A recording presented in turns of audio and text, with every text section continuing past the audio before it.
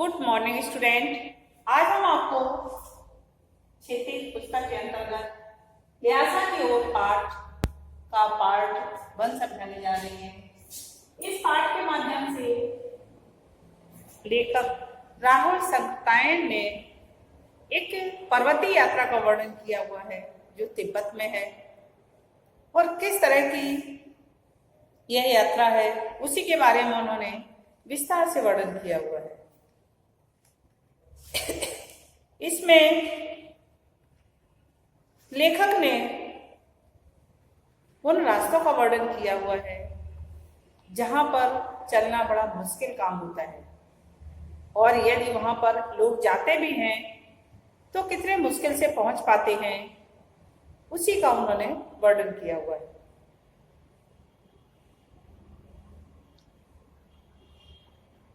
वह नेपाल से तिब्बत जाने का मुख्य रास्ता है, फरी कड़ैपोड का रास्ता।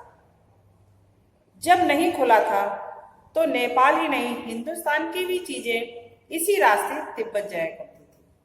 तिब्बत का रास्ता है यह व्यापारिक ही नहीं सैनिक रास्ता भी है, इसलिए जगह जगह फौजी चौकियां और किले बने हुए हैं। जगह जगह पर इसमें किले बने हुए हैं। इसमें कभी चीनी पलटन रहा करती थी, कभी चीन की चौकियां थी वहां पर और वहां पर चीन की सेना रहती थी। आजकल बहुत से फौजी मकान गिर चुके हैं। दुर्ग के किसी भाग में जहां किसानों ने अपना बसेरा बना लिया है वहां घर कुछ आबाद दिखाई पड़ते हैं। ऐसा ही प्रत्यक्ष एक चीनी किला था, उसके बारे में लेखक है। प्रत्यक्ष मतलब छोड़ करके वो चले गए थे, उस किले को उन्होंने खाली कर दिया था। हम वहां चाय पीने के लिए ठहरे। यात्रियों में तिब्बत जाने के लिए बहुत से रास्ते यात्रियों के लिए तिब्बत जाने के बहुत से रास्ते थे, पर उन रास्तों में बहुत सी तकलीफें थी और कुछ आराम की बातें भी थी। क्या आराम की बातें थी? बहुत निम्न श्रेणी के भिखमंगों को लोग चोरी के डर से घर के भीतर नहीं आने देते। बहुत वैसे होते थे भिखमंगे जो उन्हें ऐसा लगता था कि ये कहीं लूट करके भाग न जाए, उनको वो अपने घर में नहीं आने देते थे।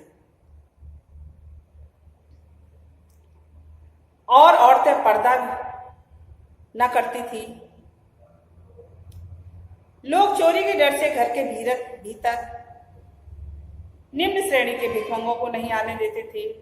नहीं तो आप बिल्कुल घर के भीतर जा सकते। यदि उन्हें ऐसा लगता था कि ये ठीक है व्यक्ति और साधु वेश में है तो वो उस घर के अंदर जा सकते थे। चाहे आप बिल्कुल अपरिचित हों तब भी घर की बहू या सासू की अपनी झोली में से चाय दे सकते थे और वह आपके लिए उसे पका देगी। यदि आप अपने चाय बनाने का सामान लिए हुए हैं और उसको दे देंगे तो वो आपके लिए चाय बना देगी। मक्खन और सोडा नमक दे दीजिए, वह चाय चोड़ी में कूट कर उसे दूध वाली चाय के रंग की चाय के मिट्टी के टोटीदार बर्तन में रख के आपको दे देगी। यदि बैठक की जगह चूल्हे से दूर है और आपको डर लगता है कि सारा मक्खन आपकी चाय में नहीं पड़ेगा तो आप खुद जाकर चोड़ी सी चाय मत कर ला सकती हैं। इस तरह से आप उसके किचन तक में जा सकती हैं। चाय का रंग तैयार हो जाने पर फिर नमक मक्खन डालने की जरूरत नहीं होती है। इस तरह से अर्थात कहने का मतलब ये है कि वहां पर लोग घर के अंदर तक चले जाते थे। किसी को किसी भी तरह का कोई डर नहीं था। यदि लोगों को अपना कोई काम करवाना होता था तो वहां के लोगों से आसानी से करवा लेते थे, लेकिन उसके लिए उन्हें उस व्यक्ति को परखना होता था कि क्या ये वास्तव में ही भला आदमी है और इसको अपने घर के अंदर बुला सकते हैं या नहीं। इस तरह की यदि उन्हें परख आ जाती थी और उन्हें लगता था ये आदमी सही है तो वो उसको अपने घर के अंदर तक आने देते थे। प्रत्यक्ष चीनी किले से जब हम चलने लगे तो एक आदमी राहदारी मांगने आया। राहदारी होती थी अर्थात जो रास्ते में हम जाते हैं उसको लगने वाला एक तरह का कर्ज होता है। हमने वह दोनों चिट्ठियां उसे दे दी। शायद उसी दिन हम थोरला के पहले के आखिरी गांव में पहुंची। यहाँ भी सुमिति के जान पहचान के आदमी थे और भिखमंगे रहते ही ठहरने के लिए अच्छी जगह मिली। 5 साल बाद हम इसी रास्ते पर लौटे थे और भिखमंगे नहीं थे। एक भद्र यात्री के वेश में घोड़ों पर सवार होकर आए थे, किंतु उस वक्त किसी ने हमें रहने के लिए जगह नहीं दी थी, क्योंकि उनको भी भद्र वेश में होने के बाद भी लेखक कह रहा कि मुझे रहने की जगह नहीं दी और हम गांव के एक सबसे गरीब झोपड़े में ठहरे थे। बहुत कुछ लोगों की उस वक्त की मनोवृत्ति पर ही निर्भर है, खासकर शाम के वक्त। शाम के वक्त छड़ पीकर बहुत कम होशो आवाज को दुरुस्त रखते हैं, अर्थात क्योंकि ठंडा मौसम होता है वहां पर, तो व्यक्ति छड़ पीकर सो जाते हैं। एक तरह का नशा होता है, उस नशे को लेकर के वो सो जाया करते हैं। लेखक कह रहा है कि इसके बाद अब हमें सबसे विकट डाडा थोदला पार करना था। डाडे तिब्बत में सबसे खतरे की जगह है। 16-17 हजार फीट की ऊंचाई होने के कारण इसके दोनों तरफ मीलों तक कोई भी गांव नहीं है। 16-17 हजार फीट ऊंची जगह पर को डाडे कहा जाता था और वहां पर मीलों तक कोई भी गांव दिखाई नहीं देता था। नदियों के मोड़ और पहाड़ों के कोनों के कारण बहुत दूर तक आदमी को नहीं देखा जा सकता है। इस तरह से वहां पर आदमी को भी नहीं देखा जा सकता है। पहाड़ों के कोनों के कारण बहुत दूर तक आदमी को नहीं देखा जा सकता। डाकुओं के लिए यही सबसे अच्छी जगह थी, क्योंकि सुनसान जगह थी, वहां पर बहुत दूर तक कोई गांव नहीं थे, इसलिए डाकुओं के लिए यही सबसे अच्छी जगह थी।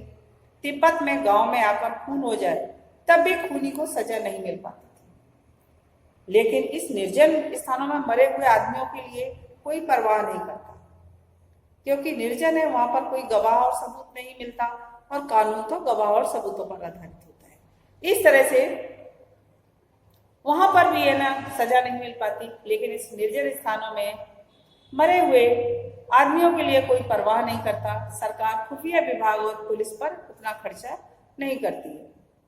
यहाँ गवाह भी तो कोई नहीं मिल सकता। डकैत पहले आदमी को मार देती है, उसके बाद देखते हैं कि कुछ पैसा है कि नहीं। पहले तो वो मार दिया करती है, क्योंकि उन्हें ये डर लगा रहता है कि कहीं इनके पास कोई हथियार तो नहीं है और ये हमें न मार दे, इसलिए वो पहले ही मार दिया करती थी।